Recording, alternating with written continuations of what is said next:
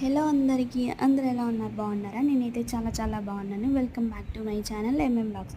ఎవరైనా first time నా video చూస్తున్నట్టయితే సబ్స్క్రైబ్ చేసుకోండి. పక్కనే ఉన్న బెల్ ఐకాన్ క్లిక్ చేస్తే నేను వీడియో పెట్టగానే మీకు నోటిఫికేషన్ అనేది వస్తుంది. సో వీడియోలోకి వెళ్ళిపోదాం. వీడియో ఏంటంటే చికెన్ ఫ్రై అందరూ చేస్తారు, కానీ నా స్టైల్లో ఎలా చేస్తారనేది ప్రాసెస్ చెప్తాను. సో చికెన్ బాగా వాష్ చేసి పక్కన పెట్టుకొని 1 టేబుల్ స్పూన్ సాల్ట్ అండ్ కారం, పసుపు, ధనియా powder, garam masala, chicken masala, 1 tablespoon పెరుగు, హాఫ్ లెమన్ వేసి బాగా కలుపుకొని మ్యాగ్నెట్లో పక్కన పెట్టుకోవాలి ఒక 5 మినిట్స్.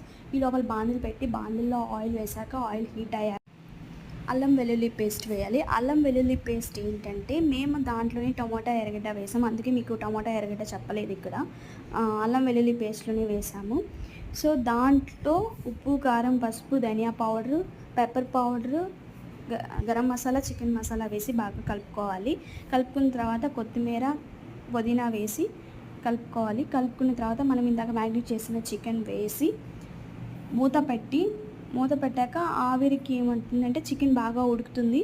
ఉడికిన తర్వాత బాగా గరిటెతో తిప్పి ఒక 5 మినిట్స్ అలాగా హై ఫ్లేమ్లో పెట్టాలి. స్టవ్ పెట్టాక ఇలా వస్తుంది అనమాట. చికెన్ ఫ్రై ఉడికిపోతుంది, బాగుంటుంది, వాటర్ అంతా ఎవాపరేట్ అవుతాయి అన్నమాట. ఇలా కొత్తిమీరతో గార్నిష్ చేసుకొని తింటే మాత్రం సూపర్గా ఉంటుంది.